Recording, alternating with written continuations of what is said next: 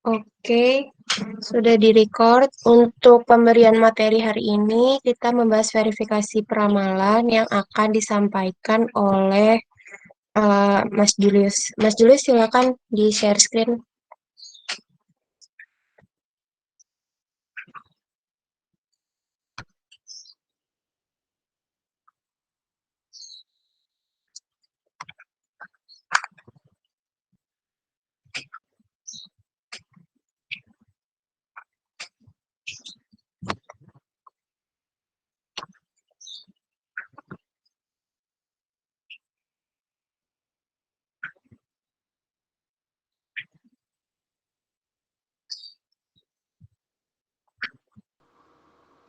Ya, selamat siang semuanya.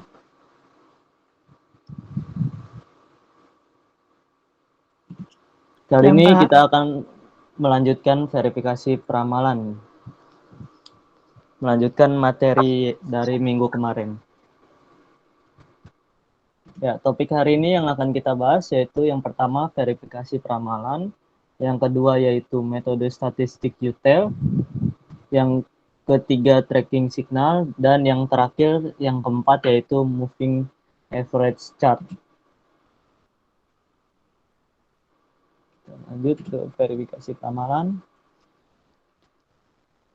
Verifikasi peramalan. Setelah didapat metode peramalan yang terbaik, yaitu metode peramalan dengan nilai kesalahan yang terkecil, langkah selanjutnya adalah memeriksa apakah metode peramalan yang telah dibuat tersebut telah dapat mewakili data tersebut.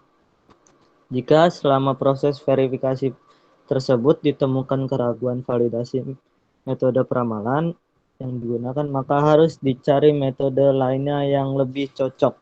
Dapat dilihat pada modul halaman 12 untuk keterangan lebih lanjutnya. Terus kita lanjut ke metode UTEL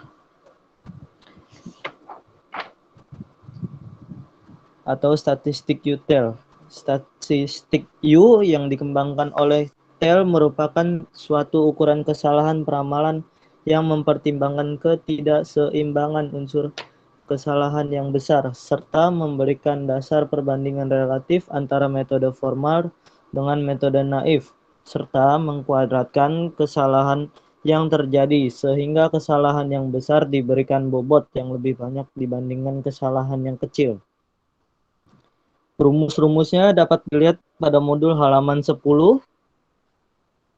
dari atas sampai bawah. Nah, kita lanjut ke penjelasan yang UU-nya itu dengan interpretasi. Yang pertama yaitu U sama dengan 1, metode naive sama baiknya dengan teknik keramalan yang dievaluasi. Yang kedua yaitu U kurang daripada 1, yaitu teknik peramalan yang dievaluasi lebih baik daripada metode naif. Makin kecil nilai statistik U, makin baik juga teknik peramalan yang dibandingkan dengan metode naif secara relatif. Nah, yang ketiga ini adalah U lebih daripada 1, yaitu metode naif lebih baik dari teknik peramalan yang akan dievaluasi.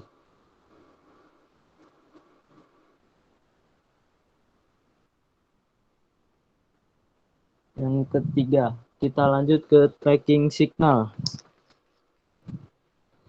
Tracking signal ini adalah suatu ukuran bagaimana baiknya suatu ramalan memperkirakan nilai-nilai aktual.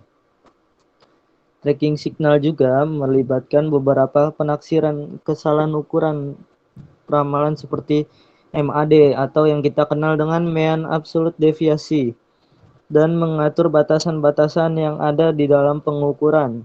Sehingga ketika nilai kesalahan atau error yang dikumulatifkan melebihi batasan yang telah ditentukan tersebut, maka penilaian tersebut perlu ditinjau kembali.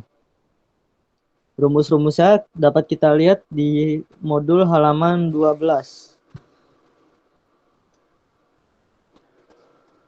Dengan tracking signal RSFE dibagi MAD.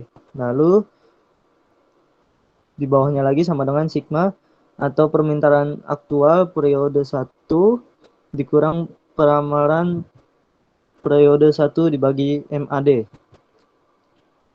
Nah, kita lanjut ke pemaparan dari pakar peramalan menurut George Purcell dan Olive Weitz yang mengusulkan untuk menggunakan batas maksimum sebesar lebih atau kurang daripada 4 mean absolute deviasi atau MAD untuk jumlah persediaan yang besar dan batas maksimum lebih atau kurang daripada 8 MAD atau mean absolute deviasi untuk jumlah persediaan yang lebih rendah sebagai batas-batas pengendalian untuk tracking signal.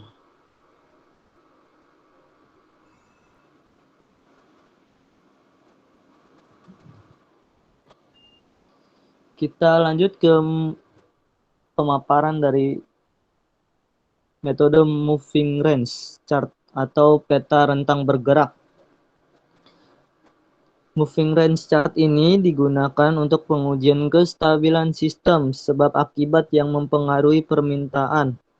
Prosedur peta moving range dapat dilihat pada modul halaman 13, yaitu dari mulai menghitung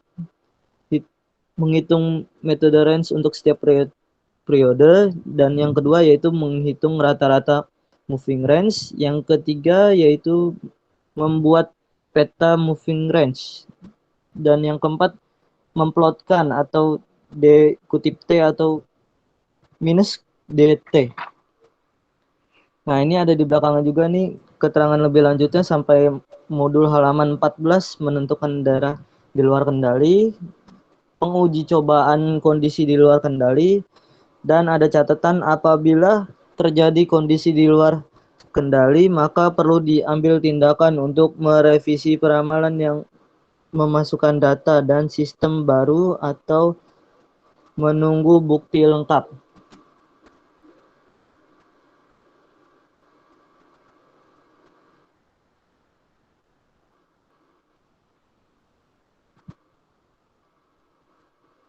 Ya, sekian dan terima kasih.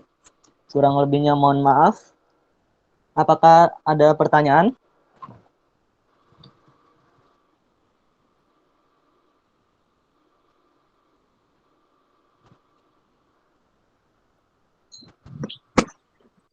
Oke, teman-teman, tadi udah dijelasin sama Mas Julius terkait verifikasi peramalan. Jadi, saya nambahin aja. Tadi udah cukup lengkap yang dijelasin Mas Julius. Semuanya juga udah ada di modul. Tapi garis besarnya seperti ini. Kemarin di pertemuan sebelumnya kita udah selesai membahas metode-metode dari forecasting ini sendiri. Ada 4 metode yang kita gunakan dalam praktikum kali ini. Nah, dari keempat metode itu, teman-teman juga udah menghitung rekapitulasi error dari setiap metode-metode yang ada. Nah, rekapitulasi error ini kan untuk mengetahui mana metode yang tingkat akurasinya paling baik atau yang mendekati nilai aktualnya dari data historisnya. Tapi dari rekapitulasi error ini sendiri tidak cukup untuk menyimpulkan bahwa metode ini memang paling optimal untuk diterapkan dalam menyelesaikan studi kasus. Sehingga kita masih perlu untuk melakukan verifikasi peramalan. Seperti penjelasan saya di praktikum sebelumnya, verifikasi peramalan ini itu menunjukkan bahwa data historis ini tuh sifatnya nih fluktuatif atau dinamis. Terkadang ada variasi acak yang terjadi, sehingga kita masih perlu untuk melakukan verifikasi juga monitoring setelahnya. Verifikasi dan monitoring ini sebenarnya tahap akhir dalam merancang sebuah forecasting. Nah, dalam verifikasi peramalan ini ada 3 cara untuk melakukannya. Yang pertama tadi yang Mas Julius jelasin itu ada metode statistik U dengan tail. Terus yang kedua ada tracking signal. Yang ketiga ada moving average. Ketiga metode ini sama-sama membandingkan metode formal, ya metode yang keempat itu dengan perbandingan seperti detail itu dengan membandingkan dengan metode naif. Metode naif ini tuh apa sih? Kan waktu itu kita tahu bahwa setiap metode regresi linier, regresi kuadratis, MDE Holt, MDE Brown itu punya asumsi masing-masing. Contohnya kayak metode regresi linier, asumsinya bahwa data historis itu bersifat 100% linier. Terus metode Holt, metode DES atau double exponential smoothing itu menganggap bahwa tren di setiap data historis itu selalu naik turun, jadi nggak stabil gitu, sehingga harus ada konstanta permulaan. Jadi mereka punya asumsi masing-masing terhadap data historis. Nah, di metode naif ini asumsinya bahwa data historis akan sama 1:1 terhadap data yang akan diramalkan. Jadi mereka menganggap permintaan yang berasal dari data historis sama dengan hasil peramalan nanti. Nah, kita akan membandingkan. Jadi kalau pakai UTIL ya, kita akan membandingkan. Jadi misalnya nih, kemarin kalau di contoh yang Excel itu dari hasil rekapitulasi errornya itu kan kita tahu bahwa regresi kuadratis yang paling baik metodenya. Nah, kemudian kita uji tuh dengan verifikasi peramalan membandingkan apakah memang metode regresi kuadratis ini lebih baik dari metode naif. Caranya dengan tracking signal. Dengan metode statistik UTL. Lalu dengan tracking signal kita membandingkan menggunakan nilai MAD-nya. Jadi kita membandingkan nilai MAD dengan jumlah kesalahan peramalan atau running forecast error itu kalau dengan metode tracking signal. Kalau dengan moving range chart kita itu melihat dari batas kendalinya.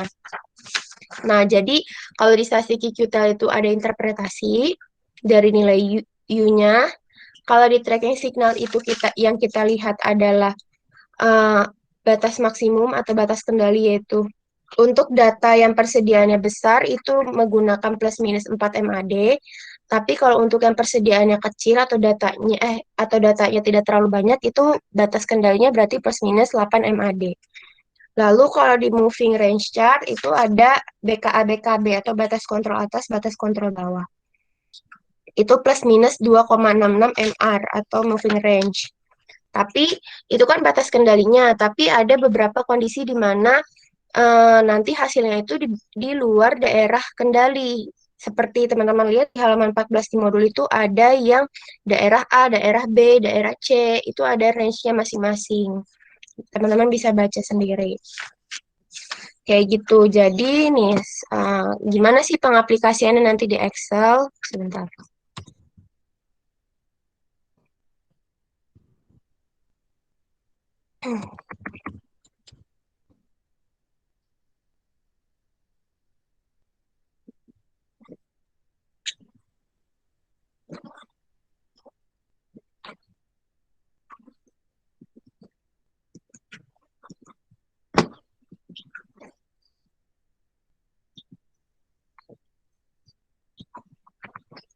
Oke.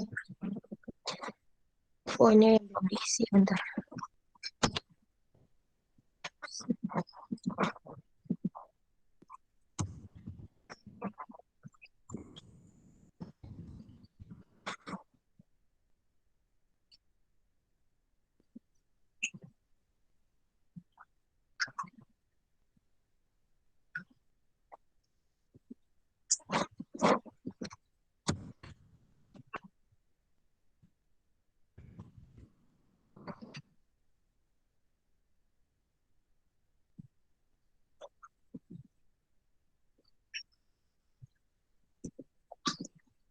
Nah, ini saya share Excel-nya. Oke, ini kan ini contoh ya. Ini MAPE minimumnya, ya yang kita tahu kita makainya ngambil dari nilai MAPE aja karena itu udah dalam persen. Cari MAPE yang paling rendah, berarti ini kan AKP kuadratis. Atau regresi kuadratis. Berarti metode yang paling optimal dari studi kasus ini yaitu diselesaikan dengan metode regresi kuadratis. Selanjutnya, nanti kalau teman-teman lihat di tutorial kemarin kan Ini util. Nah, ini permintaan masih sama, ngambil dari data studi kasus. Tapi di bagian peramalan ini kenapa ngambil regresi kuadratis ya? Balik lagi ke tadi, kita akan membandingkan metode yang terpilih dengan metode naif kalau di UTL. Seperti itu. Makanya di sini milihnya data peramalan di regresi kuadratis. Terus pembilang penyebut itu, kalau teman-teman lihat di modul itu rumusnya kan ada tuh di halaman 10. Itu ada FPE dan APE. FPE itu rumus pembilang, APE itu rumus penyebut. Terus kenapa ini konotasinya kosong? Karena rumus ini tuh mengambil data dari perhitungan itu mengambil data dari nilai sebelumnya. Sedangkan kan periode pertama itu ya periode awal ya, jadi tidak ada data sebelumnya. Makanya di kolom ini kosong. Nah, setelah mendapatkan nilai pembilang penyebut, kemudian teman-teman hitung nilai U-nya. Ini kan kelihatan nilai U-nya itu kurang dari satu, berarti bisa dilihat di modul halaman 11, berarti metode peramalan regresi kuadratis lebih baik dari metode naif. Kayak gitu. Kalau di moving range, masih sama, ini peramalannya juga ngambil regresi kuadratis. Lalu, yang teman-teman hitung errornya, error hanya pengurangan ini aja, lalu ini sama moving range-nya dihitung. Moving range-nya dihitung, data pertamanya kosong karena tidak ada data sebelumnya karena ini periode pertama. Nah, lalu dihitung nih A plusnya, A minnya, B plusnya, B minnya, BKA, BKB.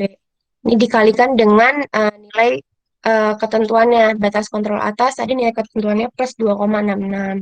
Ini juga A plus kan ada wilayah A, ada wilayah B. Wilayah A dan B itu kan plus minus juga ya. Dihitung juga dengan nilai ketentuannya. Sedangkan kenapa nilai daerah C tidak dihitung? Karena itu biasanya sudah berada terlalu atas atau terlalu bawah dari garis range-nya. Jadi yang perlu kita ketahui yaitu nilai A plus, A min, B plus, dan B min sama BKA, BKB-nya aja untuk moving range. Nah, nanti kan teman-teman diminta buat grafik. Kalau tadi di metode-metode sebelumnya, kalau UTEL itu kan masih ngambil dari uh, data dari permintaan dan peramalannya yang dibikin grafik. Kalau moving range itu nanti ini di blok terus dibikin itunya apa namanya grafiknya kayak gitu. Itu moving range. Terus kalau tracking signal, ini data peramalannya sama ngambil dari metode regresi kuadratis. Nah, di sini tapi dia menghitung RSFE. Lalu di sini ada MAD-nya. Kita hitung juga mean absolute deviation-nya. Nah, ini nilai tracking signalnya. Nanti yang dijadiin grafik, yang di blok itu yang bagian ini, bagian tracking signalnya teman-teman, bukan permintaan peramalan lagi. Nanti dibentuk grafiknya.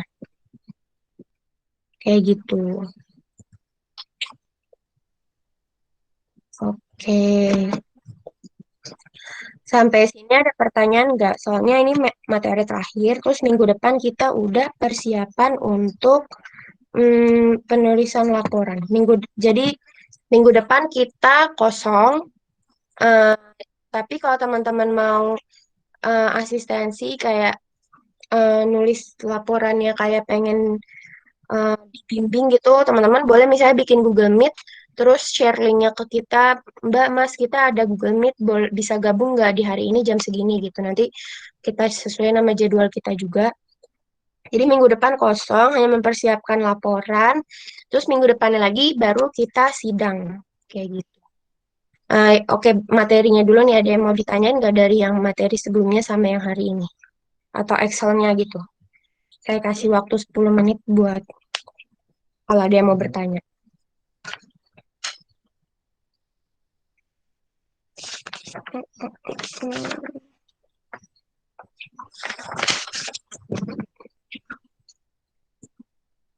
Hmm, kalau kayaknya belum ada ya. Nggak apa-apa. Kalau misalnya nanti pertanyaannya baru terfikirkan setelah praktikum, di Japri aja, kita pihak asesnya, atau eh, melalui grup biar teman-temannya bisa diskusi juga. Selanjutnya saya mau nge-share guideline buat penulisan laporan.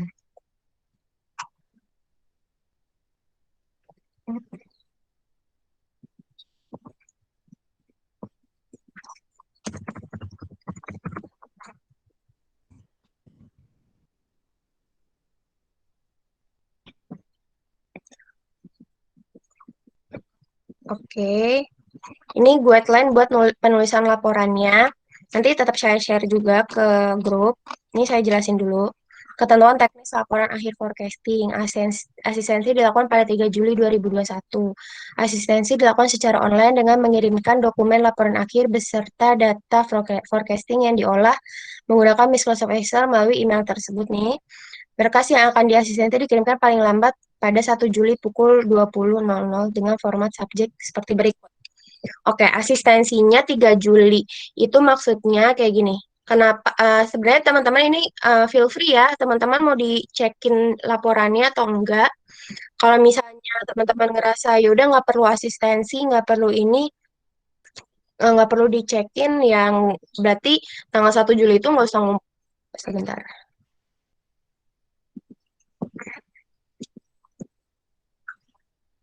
Oke, oke. Jadi tuh 3 Juli itu misalnya nih nanti kita lihat di email ada kelompok yang ngumpulin berkas. Jadi minggu depan bukan berarti harus selesai, tidak. Tapi misalnya udah sampai bab, udah sampai perhitungan apa gitu. Terus Mbak, Mas, saya mau dicoba dicekin dong datanya apa sudah benar, apa harus ada yang diperbaiki apa gimana. Itu silakan aja dikirim ke email kami. Pokoknya paling lambat 1 Juli jam 8, biar kami ada waktu buat ngoreksinya, kan banyak ya ini kelompoknya. Jadi kami ada jeda waktu untuk ngoreksinya. Nah, tanggal 3 Juli itu misalnya teman-teman mau hubungin salah satu asdos buat konsultasi atau misalnya bisa nggak jam segini Jimit, nanti teman-teman buatin aja linknya terus share ke kita gitu. Pokoknya 3 Juli itu full untuk kita diskusi aja. Tapi itu balik lagi ke teman-teman mau apa enggaknya. Jadi kita nggak ngebikin jimit ya, itu keputusan teman-teman dan anggota kelompoknya. Nah, nanti kalau misalnya memang mau diasistensi berkasnya, draftnya lah ibaratnya ya, belum kita nggak minta tuntasin minggu depan, draftnya aja gitu ya, dikirim di tanggal segini ke alamat email ini. Subjeknya diperhatiin, jadi nyarinya gampang nanti. Ini regionnya, maaf salah, region teman-teman sendiri ya. Region apa, Citra Raya apa eh Kebon Jeruk gitu. Perhatikan dapat menghubungi asisten dosen mengenai penulisan laporan pada jam berikut 16.00 sampai 20.00 dengan menggunakan bahasa yang sopan. Apabila praktikan tidak menerapkan etika komunikasi, maka pihak asisten dosen berhak untuk tidak menjawab pesan tersebut. Kita nulis jam segini tuh sebenarnya fleksibel aja. Jam tersebut ini kita tulis karena di jam segitu insya Allah kita kan udah pada pulang kerja yang asisten dosennya. Jadi jam segitu kita lebih free dan di jam segitu insya Allah kita bisa langsung ngebales. Tapi teman-teman misalnya mau ngecek jam 8 pagi, boleh aja. Mungkin aja nanti asisten dosennya ada yang lagi WFH, jadi agak senggang. Misalnya di luar jam itu kita lagi senggang ya kita bisa langsung bales. Tapi kalau misalnya lagi padat ya kita uh, akan merespon, pokoknya respon pastinya itu di jam segini nih. Di luar jam segitu ya itu tergantung nanti kondisi dan situasi asisten dosen. Terus pengumpulan laporan akhir forecasting dalam bentuk soft copy dengan format laporan PDF dan data berupa Excel paling lambat 9 Juli 2021 melalui email praktikumsispraisaunggur@gmail.com dengan format subjek sebagai berikut, regionnya perhatiin. Jadi, nah ini kan 9 Juli itu Jumat ya, berarti 2 minggu lagi itu kan satu hari sebelum, maaf, ketutup. Satu hari sebelum sidangnya. Nah, satu hari sebelum sidangnya, teman-teman kirim soft copy-nya ke alamat email tersebut sama Excel-nya. Jadi Excel teman-teman buat ngitung rumusnya dan segala macam juga dikirim. Jadi ada dua yang dikirim filenya. Tanggal 9 Juli.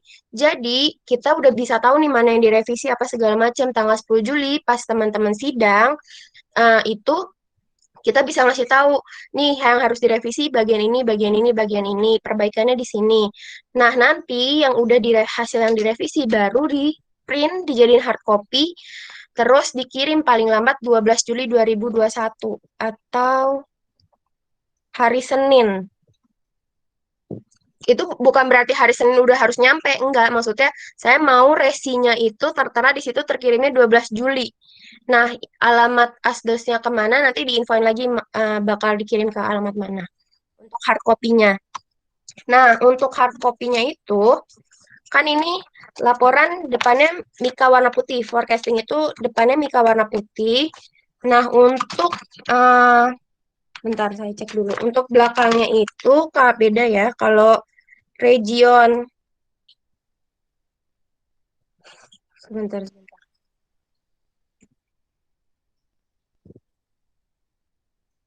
Kalau oke, kalau region Citra Raya, yang kampus Citra Raya, bagian belakangnya ini, Buffalo-nya ini warna merah. Kalau yang Kebon Jeruk, warna putih belakangnya. Jadi membedakan itu ya, yang Citra Raya warna merah, yang Kebon Jeruk warna putih. Jika terdapat plagiarisme antara laporan praktikal, maka nilai laporan menjadi nol. Pokoknya jangan sampai ada yang plek-ketiplek sama datanya, nilainya sama, analisisnya sama gitu. Oke, ini teknisnya. Kita lanjut ke ketentuan penulisan laporan akhir. Laporan akhir forecasting dibuat oleh masing-masing grup ya. Kan udah dibagi tuh kelompoknya. Format penulisannya, jenis tulisannya Times New Roman, size-nya 12.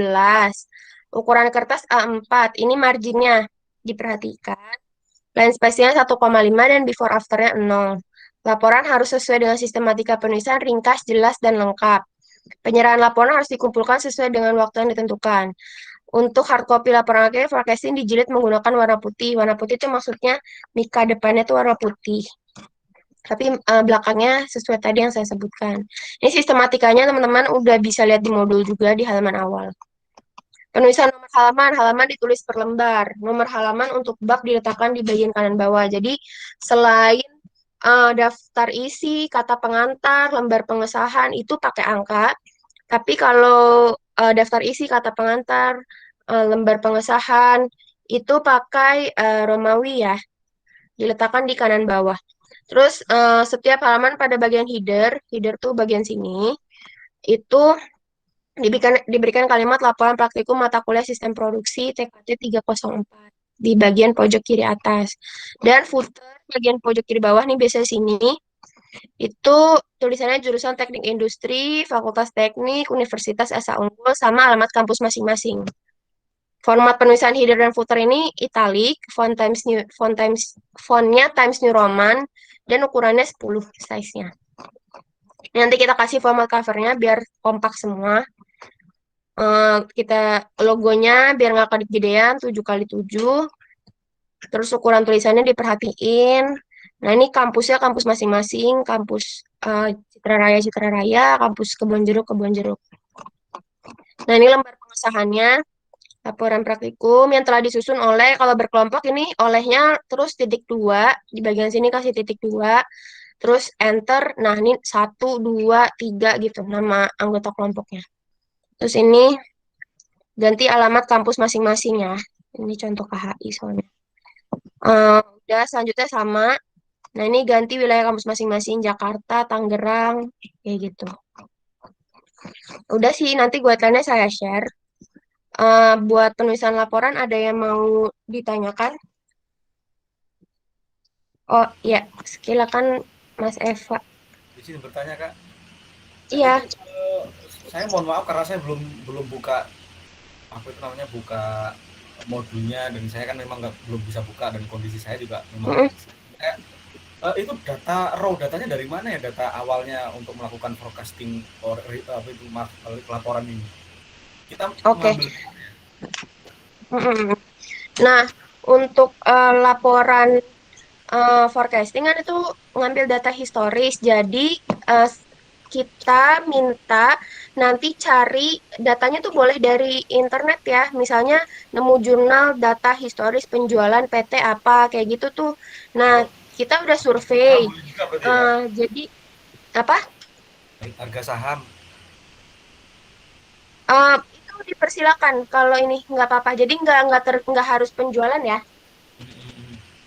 Nah, Nah, tapi kita udah survei rata-rata data historis itu di jurnal dan di skripsi yang ada di Scholar, Google Scholar itu rata-rata cuma 12 bulan. Jadi kan kemarin Excel yang kita contohin kan pengolahan data 24 bulan. Nah, teman-teman berarti nanti bikin laporannya untuk pengolahan data 12 bulan aja. Pengolahan datanya apa aja boleh terserah, mau penjualan, mau harga saham selama 12 bulan naik turunnya, fluktuatifnya. Pokoknya data tersebut harus bisa dipertanggungjawabkan, ada jurnal dan skripsinya atau skripsi orang maksudnya gitu. Oh maaf, Jadi berarti nggak harus harus diambil dari skripsi ya, dari skripsi atau dari jurnal ya. jurnal boleh, jurnal boleh, skripsi boleh, pokoknya ambil dari Google nanti itu dicantumin di daftar pustaka ya. Jadi kita bisa ngecek ininya. Terus semisal gini, tadi kita nemuin data historis penjualan di CV daerah Madiun.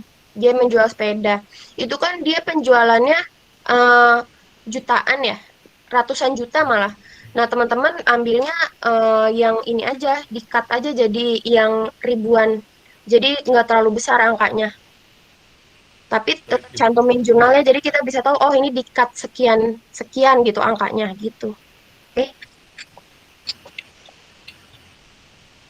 ada lagi teman-teman yang lain? Soal laporan, soal materi mungkin. Jadi minggu depan kita kosong ya. Tapi teman-teman kalau mau ngasih link buat diskusi per kelompoknya silakan. Sambil isi absen dulu bentar.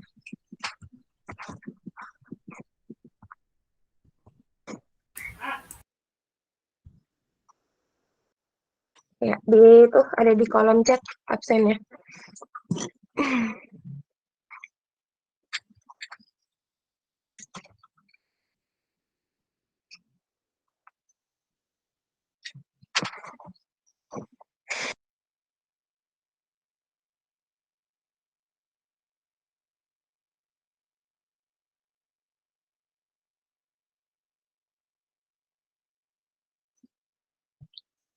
Kalau absen nanti udah ngisi bisa bilang udah di kolom chat ya.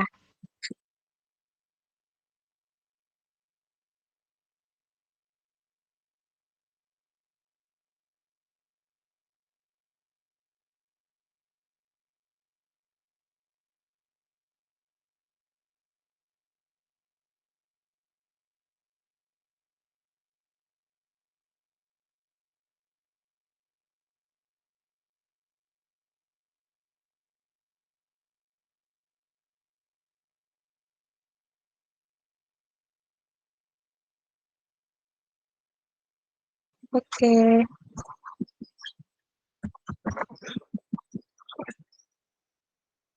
oke,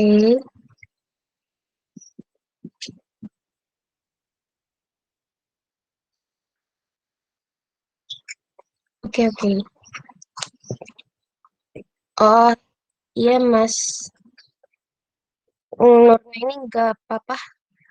Nanti sampai bisa aja ininya sinyalnya. Ini diri.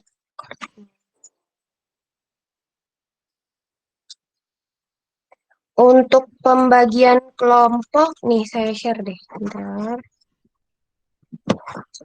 Iya, nggak apa-apa, Mas Eva.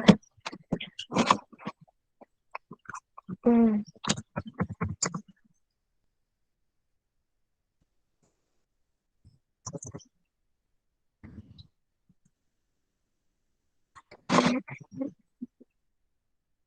oke, bentar.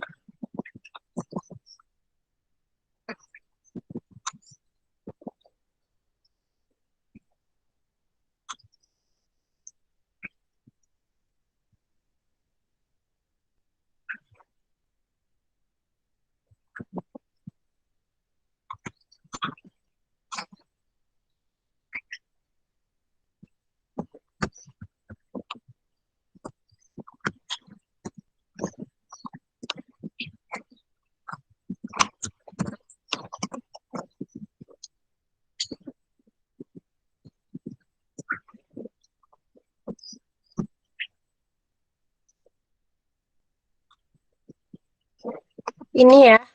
kelompoknya. Kemarin ada yang bilang Maria Pascalia ini nggak ada, nggak usah ditulis nanti di laporan ya, namanya nggak usah. Terus ini tadi Mas Yogi Sagusti harusnya di kelompoknya kelompok 4, tapi di kelompok 5 ini cuma 2 orang yang ini yang aktif. Tiga, 2 orang deh yang aktif yang sering ngehubungin saya. Jadi Mas Yoginya pindah ke sini. Terus Mas Yogi juga sebenarnya dia cuma tinggal ngelengkapin SKS, jadi nggak apa-apa pindah ke sini. Ini ya anggota kelompoknya nanti saya share lagi di grup. Hmm, udah sih itu. Oke, sudah. Oke. Eh, mungkin udah selama. Oke. Mbak Vivi ini isi link absen nih, Mbak. Yang belum isi silakan isi. Oke deh teman-teman, misalnya ada yang belum jelas nanti bisa di japri atau diinfokan aja ke grup. Semoga penulisan laporannya lancar dan semoga kita sehat terus, sehat selalu. Nggak ada lagi yang kemarin saya juga kasihan yang izin karena COVID apa. Semoga kita dijauhkan dari Enggak, saya segala enggak, hal terima buruk. kasih. Iya, Mas, semoga cepat sehat ya. Ya, Eh, Oke, ini ada Makasih, link Pak. kuis ya. Enggak, itu Iya, Pak ini Eva ada. lekas sembuh. Iya, amin. Nah, ini ada link kuis. Sekarang 14.55. Eh, saya share 14. Oh, bentar, bentar. Penulisan. Oh iya, nanti di share panduan dan ininya, record ininya. Oke, 14.55 saya tutup, 15.35 saya tutup, jadi 40 menit buat ngerjain kuisnya. Oke, teman-teman bisa les kalau eh, kalau udah diinin link-linknya.